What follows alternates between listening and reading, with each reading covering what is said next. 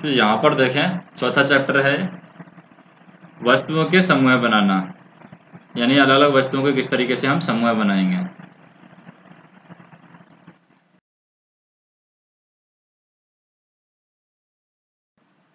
बात करें क्या क्या है हमारे चारों ओर की वस्तुएं। हमारे भोजन और वस्त्रों में बहुत अधिक विविधता है। हम भोजन भी अलग अलग करते हैं और वस्त्र भी अलग अलग जगह पर अलग पहनते हैं। तो हर स्थान पर इसी प्रकार की विविधता वाली अनेक वस्तुएं होती हैं। जैसे हम स्कूल में अलग वस्तुएं काम में लेंगे, रसोई घर में अलग वस्तुएं काम में लेते हैं, घर में अलग वस्तुएं काम में लेते हैं। हम अपने चारों ओर जैसे कुर्सियाँ, बैलगाड़ी, साइकिल, खाना पकाने के बर्तन, पुस्तकें, वस्त्र, खिलौने, जल, पत्थर एवं अन्य बहुत सी वस्तुएं देखते हैं। ये सभी वस्तुओं की आकृति है, इनका रंग अलग अलग है, इनके गुण भी अलग अलग होते हैं। तो अपने चारों ओर देखिए, गोल आकृति की वस्तुओं को आपको पहचानना है। हमारी इस सूची में विभिन्न प्रकार की गेंद हो सकती हैं गोल आकृति में, रबड़ की गेंद, फुटबॉल हो सकती है, कंचे भी जो हम खेलते हैं वो सम्मिलित हो सकते हैं। यदि हम अपनी सूची में लगभग गोल वस्तुओं को भी सम्मिलित कर लें तो इसमें सेब, संतरे और यहाँ पर जो गड़े हैं, मटकी के गड़े हैं, वो भी आ जाएंगे। इन वस्तुओं को भी रख सकते हैं। हम ऐसी वस्तुओं पर ध्यान यहाँ पर दे सकते हैं, जैसे कि यहाँ पर हमारे चारों ओर की वस्तु हैं, इनमें से अगर गोल वस्तु हमें छांटनी है तो गोल वस्तु कौन सी हो जाएगी। एक ये गोल वस्तु है, यहाँ पर इसका आकार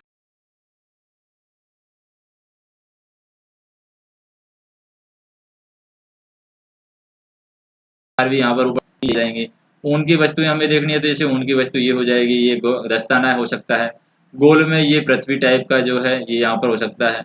अगर कोई आयरन की वस्तु हमें निकालनी है तो ये ताला है, आयरन की वस्तु में आ जाएगा। इधर चिमटा वाला चीज़ है, ये आयरन की वस्तु में आ जाएगा। तो ऐसे अलग अलग वस्तुओं को हम अलग कर सकते हैं। अब हम इनमें से उनको भी अलग कर सकते हैं जिन्हें खाया जा सकता है।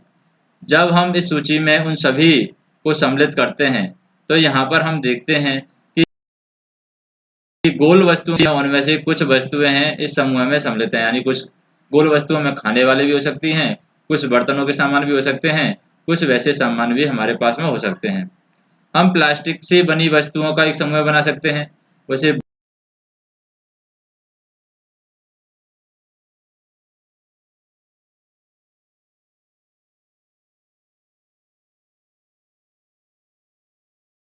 बात है मतलब क्या करना होगा, उनको बहुत अच्छे ढंग से समझना होगा कि कौन सी वस्तु क्या होती है, प्लास्टिक की वस्तु कैसी होती हैं, कैसे प्लास्टिक को पहचानते हैं। उदाहरण की बात करें, उदाहरण में हमने वस्तुओं के समूह को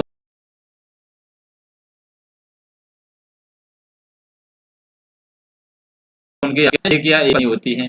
ये पदार्थ हो सकते हैं जैसे कांच से बनी हुई वस्तुएं हो सकती हैं, धातुओं से बनी हुई वस्तुएं हो सकती हैं, प्लास्टिक से बनी हुई वस्तुएं हो सकती हैं, लकड़ी से बनी हुई वस्तुएं हो सकती है, रुई से बनी हुई वस्तु हो सकती है, कागज से बनी हुई वस्तु हो सकती है, पंख अथवा मृदा से भी वस्तु बनी हुई सकती है। पंख यहाँ पर होता है जो स्पंज टाइप में होता है, जिसको हम दबाते हैं तो वापर, जैसे कि बर्तन धोने के लिए जिसका उपयोग किया जाता है वो क्या होता है, स्पंज। इसी टाइप में यहाँ पर पंख होता है। पंख और मृदा से भी वस्तुएं बन सकती हैं। जैसे मृदा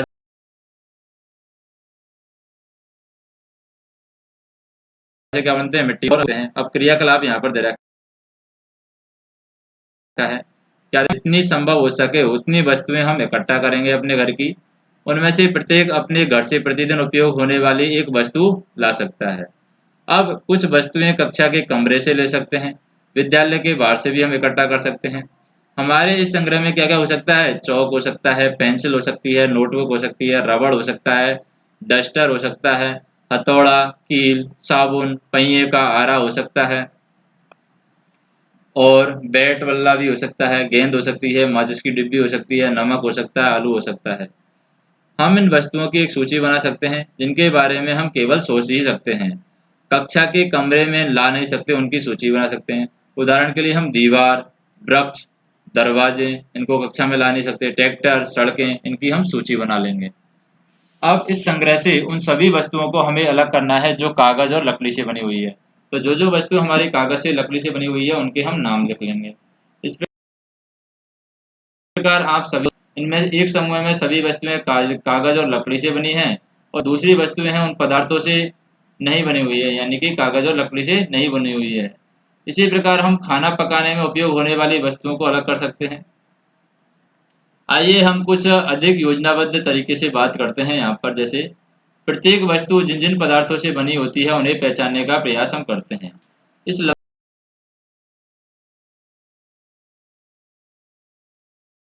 मदद करके लिखना एक क्या हो सकता है, कौतुक। कौतुक का मतलब होता है कि इसमें कोई तुक नहीं है, हम परेशान हो सकते हैं बहुत सारी चीज़ों को, तो हम कुछ चीज़ें ले लेते हैं और उनमें से हम अलग अलग करने की कोशिश करते हैं।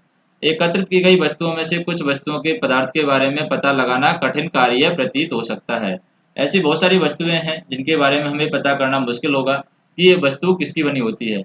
जैसे बहुत सारी बोतलें हैं, प्लास्टिक टाइप में दिखती हैं, लेकिन वो किसकी बनी होती हैं, पॉलीकार्बोनेट की बनी होती हैं या फिर प्लास्टर ऑफ पेरिस की बनी होती हैं। तो इस तरीके की चीज़ों के बारे में हमें पता लगाना कठिन होता है कि वो चीज़ किसकी बनी होती है। ऐसे प्रकरणों में पदार्थों की पहचान के लिए हम मित्र की सहायता विमर्श कर सकते हैं कि ये चीज़ किसकी बनी होती है। वस्तुओं और पदार्थ जिनसे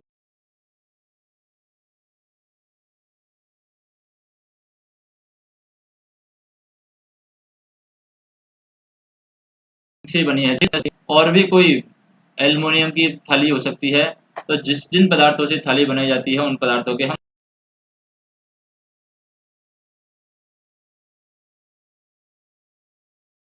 नाम लेते हैं। कई पेन धातु में जैसे सोना, चांदी, हीरे, इनके भी पेन हैं बनाए जाते हैं। जो डायमंड पेन होते हैं वो उनके बनाए जाते हैं। और या फिर जैसे कई पेन है आयरन आयरन स्टील टाइप के भी बनाए। मान लो बोर्ड है, यहाँ पर लिखा हमने क्या, बोर्ड। तो ऐसे बहुत सारी वस्तु हमें लिखनी है। अब बोर्ड किसके बनाए जाते हैं, प्लास्टिक के भी बनाए जा सकते हैं बोर्ड, लकड़ी के भी बनाए जा सकते हैं बोर्ड। बोर्ड है, दीवार पर भी हम बोर्ड को पोत करके हम काम में ले सकते हैं। तो इस तरीके से यहाँ पर वस्तु लिखनी है और यहाँ पर जिन पदार्थों से वस्तु बनी हुई है उनके यहाँ पर नाम लिखने हैं। अब बात करें हम, जैसे वो जो यह जानना चाहता है कि क्या हमने यह पता लगाया कि कुछ पदार्थों का उपयोग एक से अधिक प्रकार की वस्तुओं को बनाने में किया जा सकता है। जैसे लकड़ी है, लकड़ी से हम बोर्ड भी बना सकते हैं, लकड़ी से हम दरवाजा भी बना सकते हैं, और लकड़ी से हम कोई खेलने का सामान भी बना सकते हैं, जैसे बैट बना सकते हैं। तो इसका मतलब ये बूझो का प्रश्न का आंसर है कि एक ही वस्तु से एक से अधिक प्रकार की, यानी एक ही पदार्थ जो लकड़ी है उससे बहुत सारे प्रकार के पदार्थ बनाए जा सकते हैं, बहुत सारे प्रकार की वस्तुएं यहाँ पर क्रियाकलाप हमें करना है। दूसरा क्रियाकलाप में क्या दे रखा है, कुछ सामान्य पदार्थों की सूची दी गई है। इसके अतिरिक्त अपनी जानकारी के लिए और अधिक पदार्थ है सारणी में जोड़ सकते हैं। अब हम देखें इन सारणियों को हमें क्या पता चलता है। इन सारणियों से हमें कई ढंग से समूह में हम इनको अलग अलग कर सकते हैं। हमने यह पाया कि हमारे चारों ओर विभिन्न वस्तुओं से पदार्थ हैं, यानी विभिन्न पदार्थों की वस्तुएं बनी हुई होती हैं। जैसे बात करें लकड़ी की, लकड़ी से क्या क्या बनाया जा सकता है, कुर्सी बनाई जा सकती है, मेज, हल, बैलगाड़ी, और इनके पहिए भी बना सकते हैं। कागज से क्या क्या बना सकते हैं, पुस्तकें, नोटबुक, समाचार पत्र, खिलौने, कैलेंडर बना सकते हैं। ये चमड़ा है, चमड़े से क्या बनाया जा सकता है, चमड़े से यहाँ पर जूते बनाए जा सकते हैं। चमड़े से यहाँ पर क्या बनाया जा सकता है, कोई भी क्या है, जैसे हम बरसात में जो छतरी यूज करते हैं वो भी कई बार किसकी बनाई जा सकती है, चमड़े की बनाई जा सकती है। चमड़े से हम क्या बना सकते हैं, चमड़े के बेल्ट बनाए जा सकते हैं, चमड़े के बेल्ट होते हैं। ये प्लास्टिक की बात करें, प्लास्टिक से क्या क्या बना सकता है, प्लास्टिक से के कई बर्तन भी होते हैं, गिलास, चम्मच, कटोरी, इस तरीके से प्लास्टिक के आते हैं। रुई से क्या क्या बना सकते हैं, कपड़े बना सकते हैं, बत्ती बना सकते हैं। इस तरीके से रुई के उन पदार्थों का नाम लिख सकते हैं जो रुई से बनाए जा सकते हैं। तो हम बात करें यहाँ पर, वस्तु एक ही पदार्थ से बनी होती है, तो ऐसा है कि एक ही वस्तु कई पदार्थों से बनी हो सकती है, फिर भी एक ही पदार्थ के उपयोग से कई वस्तुएं यहाँ पर बनाई जा सकती हैं। यह कैसे निश्चित किया जाए कि किसी दी गई वस्तु को बनाने के लिए कौन सा पदार्थ उपयोग किया जाना चाहिए। ऐसा लगता है कि अभी विभिन्न पदार्थों के बारे में और अधिक जानकारी प्राप्त करने की हमें आवश्यकता है। जैसे पदार्थों के गुण के बारे में हम बात करेंगे, और पदार्थों के प्रकार के बारे में बात किया, अब इनके गुणों के बारे में बात करेंगे कि पदार्थों के अंदर कौन कौन से गुण होते हैं। क्या आपने कभी यह जानने का प्रयास किया है कि गिलास कपड़े का क्यों नहीं बनाया जाता।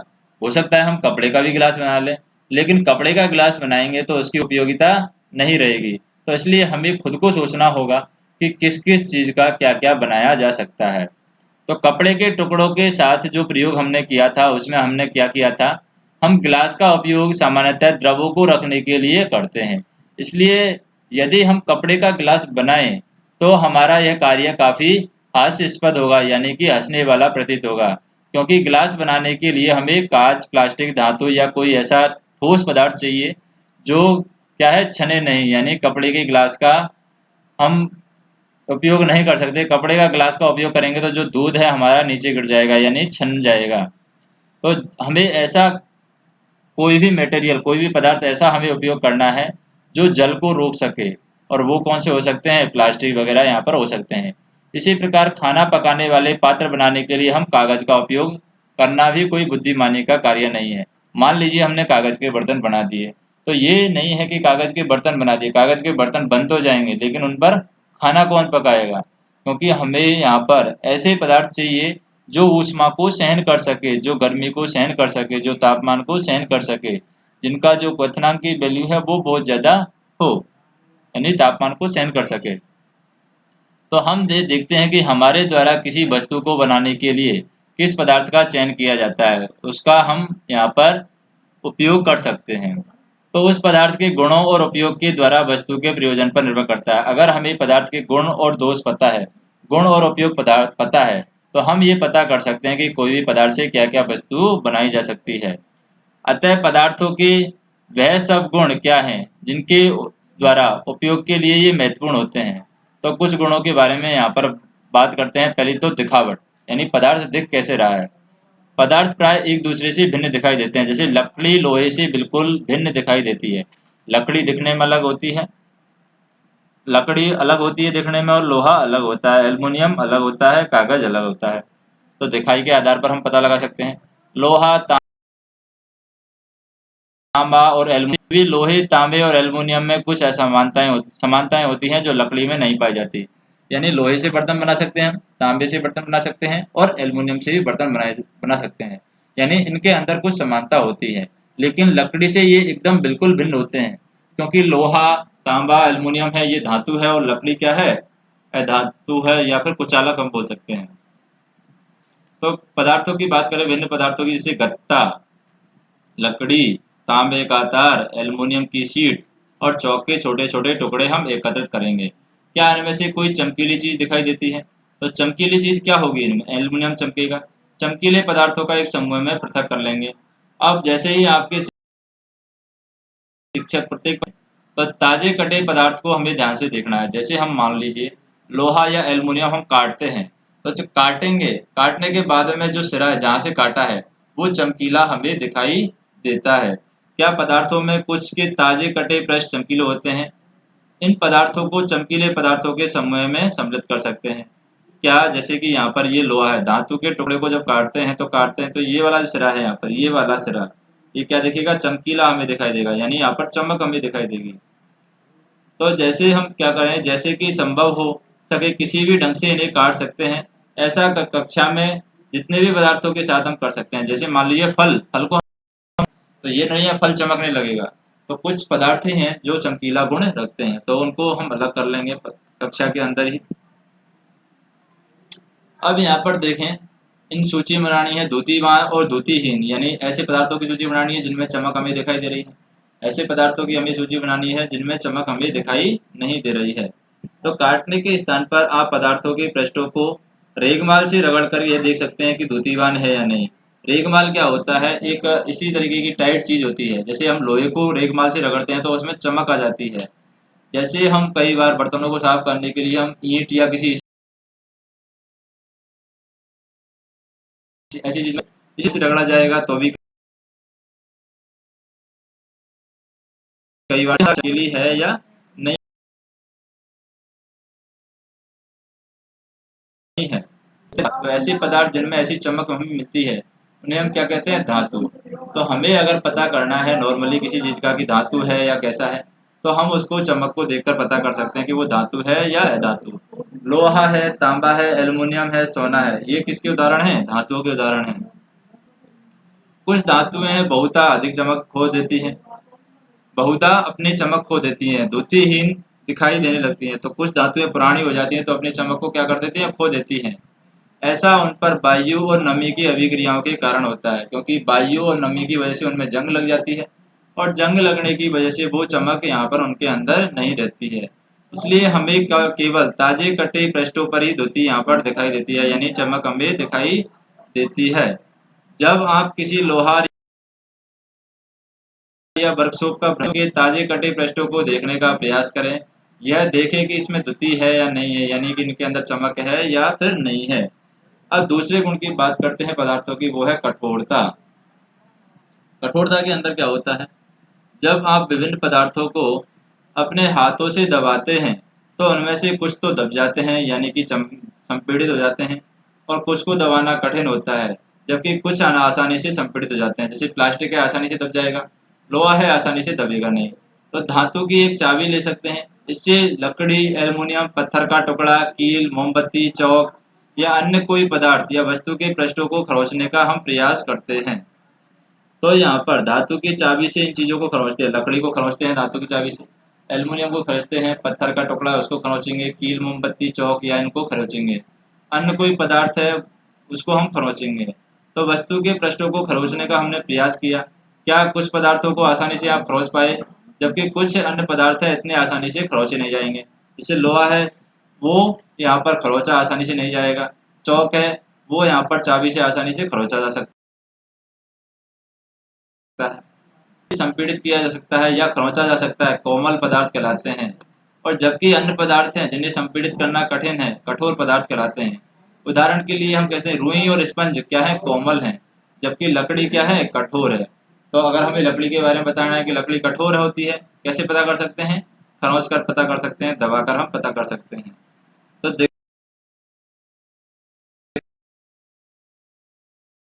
जैसे ये रुक्ष है, रुक्ष मतलब पत्थर कई बार खुरदरे होते हैं, अथवा चिकना भी हो सकता है। चिकना मतलब कि जहाँ पर स्लेटी टाइप में, यानी चमक बहुत ज़्यादा होती है, फिसलना फिसलन टाइप में होती है, उसे बोलते हैं चिकना, जिस पर घर्षण बल बहुत कम होता है चिकने पर।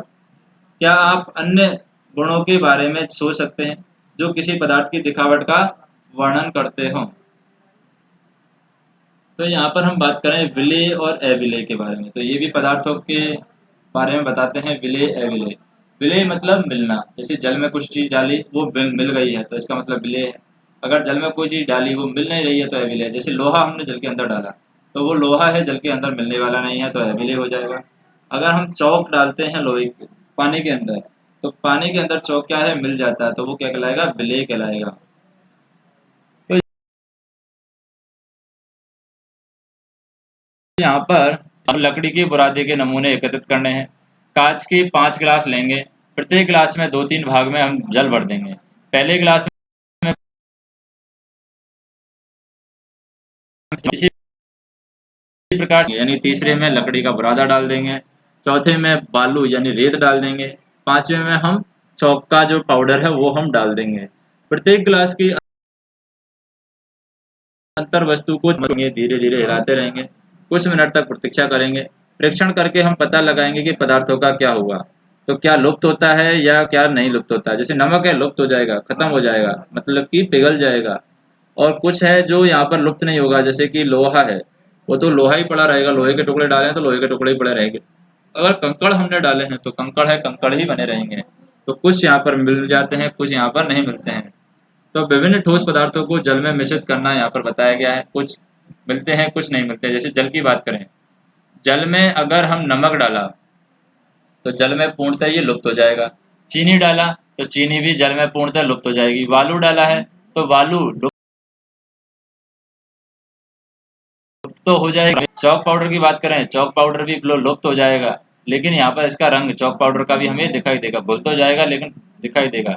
लकड़ी का बुरादा है, वो लकड़ी का बुरादा ही यहाँ पर बना रहेगा, लुप्त भी ये नहीं होने वाला है। अब हम बात करें, आप यह पाएंगे कि कुछ पदार्थ जल में पूर्णतः लुप्त हो जाते हैं या घुल जाते हैं, विलीन हो जाते हैं। ये जल में मिश्रित नहीं होते हैं, अर्थात काफी समय तक गिलास में विरोधित करने पर भी जल में ये लुप्त नहीं होते हैं, जल के अंदर ये गायब नहीं होते हैं। ये पदार्थ क्या कहलाते हैं, जल में अविलेय कहलाएंगे, यानी कि मिलते नहीं हैं। क्योंकि जल बहुत से पदार्थों को विलीन कर सकता है, इसलिए हमारे शरीर के प्रकारों में इसकी एक महत्वपूर्ण भूमिका है। क्या द्रव भी जल में विलीन हो सकता है?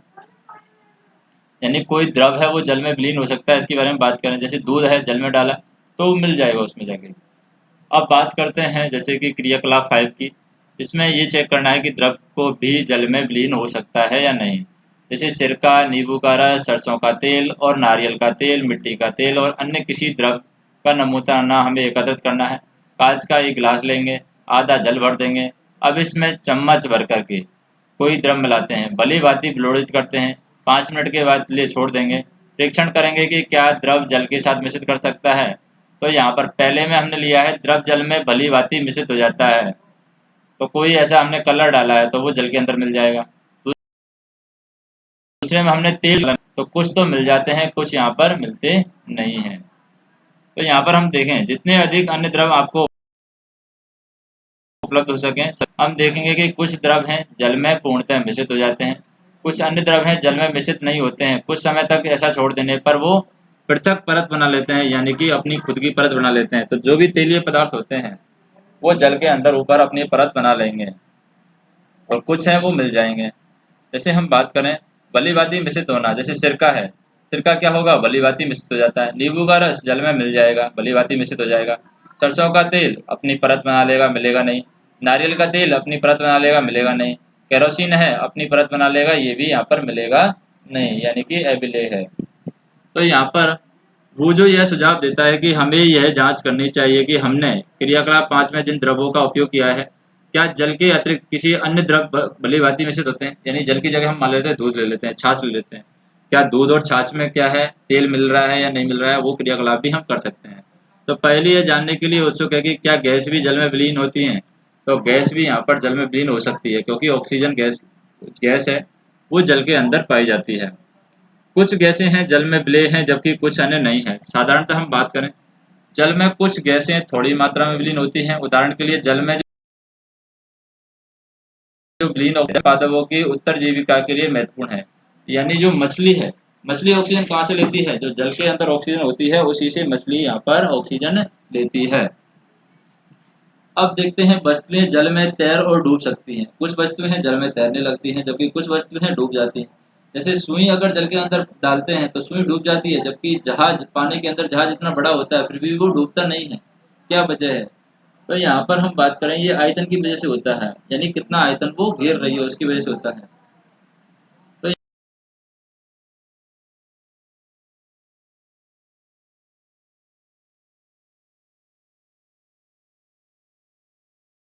तो कुछ पदार्थ जो जल में मिश्रित नहीं हो पाते हैं, जल के पृष्ठ पर अपनी परत बना लेते हैं, यानी कि खुद की अपनी पृष्ठ में यहाँ पर बना लेंगे। जैसे जल से ही बर्फ बनी होती है और जल से ही यहाँ पर जैसे ये कुछ वस्तुएं डाली हैं, जो फल फ्रूट है वो ऊपर तैर रहे हैं और बाकी लोहे की चीजें वो रही हैं। तो हम कह सकते हैं कि डूब करते और कुछ यहाँ पर सही है यानी ऊपर ही है।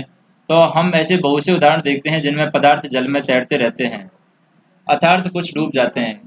तो किसी तालाब की सतह पर गिरी हुई सूखी पत्तियां और वह कंकड़ जो आप इसी तालाब में फेंक देते हैं, तो शहद की कुछ बूंदें हैं इस जल में डालनी है, तो ग्लास के जल में डालते हैं तो क्या होता है, शहद की बूंदें भी यहाँ पर तैरने लगती हैं। तो बूझो यह जानना चाहता है कि क्या आप उसे जल में तैरने वाले और जल में डूबने वाले पदार्थों के 5 उदाहरण दे सकते हैं। ऐसे कौन कौन से पदार्थ हैं जो जल में डालने पर डूब जाते हैं, ऐसे कौन कौन से 5 पदार्थ हैं जो जल में डालने पर क्या करते हैं, तैरने लगते हैं।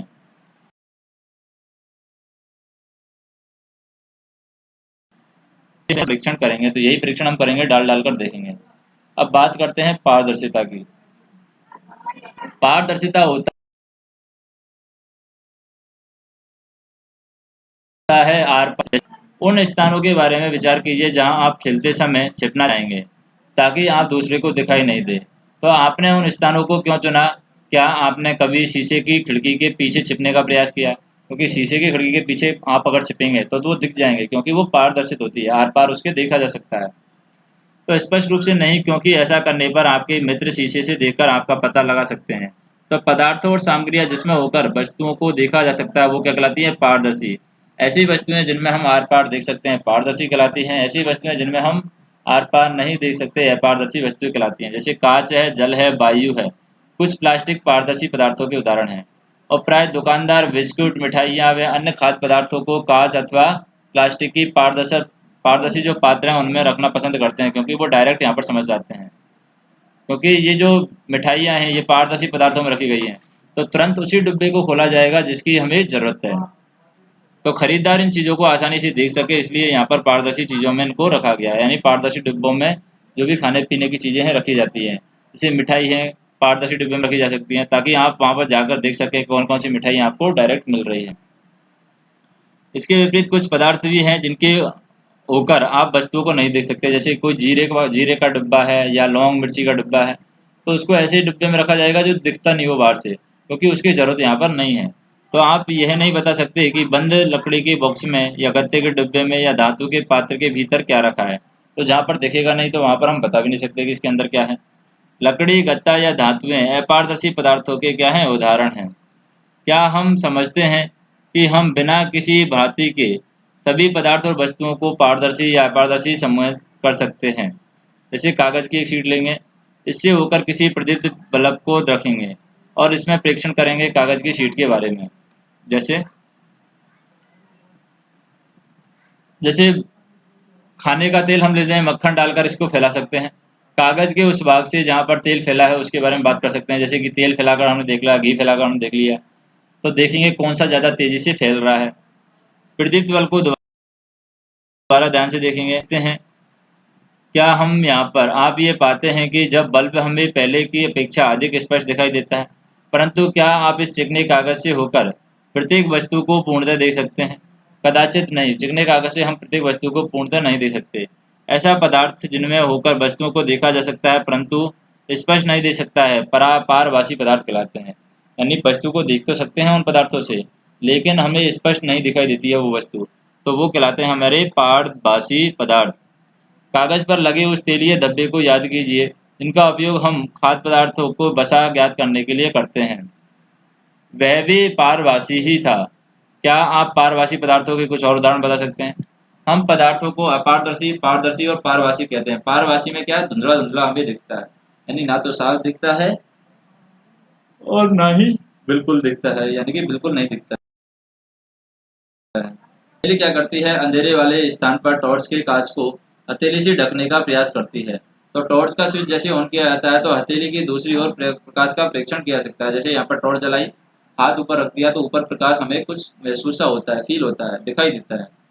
तो वह जानना चाहती है कि क्या आपकी हथेली अपारदर्शी है। तो यहाँ पर हथेली अपारदर्शी नहीं है, क्या है, हथेली पारभासी टाइप में यहाँ पर काम करेगी। हमने यह सीख लिया है कि पदार्थों को अपनी भिन्न दिखावट होती है। इनके जल अथवा अन्य द्रवों में मिश्रित होने के ढंग भिन्न भिन्न होते हैं। वे जल में तैर या डूब सकते हैं अथवा पारदर्शी, अपारदर्शी, पारभासी हो सकते हैं। पदार्थों का समूहन गुण पदार्थों में पाए गए हैं, उनके आधार पर इनका वर्गीकरण हम करते हैं। हमें पदार्थों को सुविधा में रखने की आवश्यकता क्यों पड़ती है? दैनिक जीवन में हम पदार्थों का समूहन करके सुविधा के लिए करते हैं। घर में हम अपनी वस्तुओं का भंडारण सामान्यतः इस प्रकार करते हैं, जैसे एक जैसी वस्तुएं एक साथ रखी जाती हैं। इस प्रकार की व्यवस्था हम आसानी से उनका पता लगाने के लिए कर सकते हैं। इसी प्रकार कोई पंसारी है, यानी कि जो परचूनी की दुकान होती है, वहाँ पर बिस्कुटों को अपनी दुकान के एक कोने में रखता है, साबुनों को एक स्थान पर, अनाज दालों का भंडारण है किसी अन्य स्थान पर वो करता है।